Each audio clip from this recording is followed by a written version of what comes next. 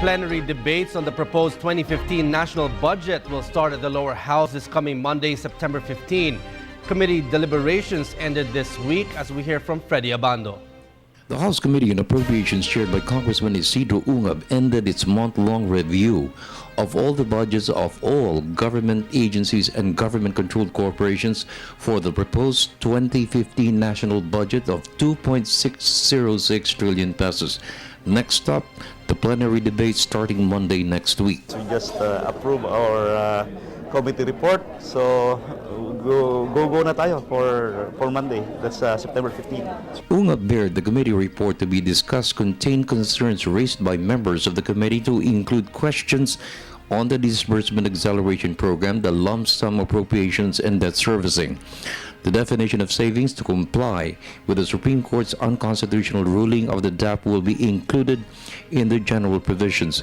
Ungab stressed not one item in the budget has been reduced and realigned. No insertions has been introduced by any member of the committee. There will be a period of amendments where the committee and individual members will be allowed to introduce amendments.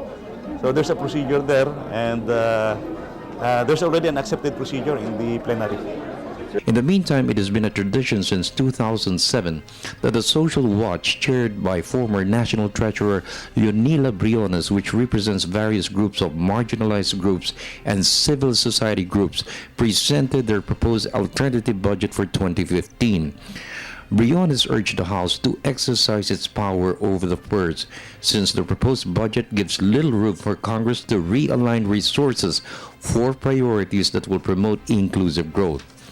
Briones cited debt servicing, which will amount to almost 800 billion pesos to cover interest and principal payments. For domestic borrowings, we will borrow 605 billion, but we will only net 310 billion.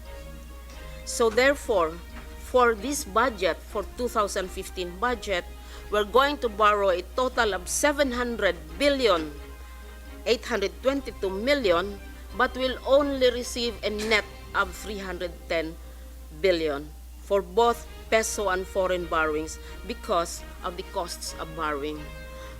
So you can see for yourself how expensive borrowing is. Meantime, the Priority Development Assistance Fund has not been restored, but every member of the House can propose programs and projects for their constituencies only before the budget is approved and signed into law by the President. We are not barred from identifying projects. We were just given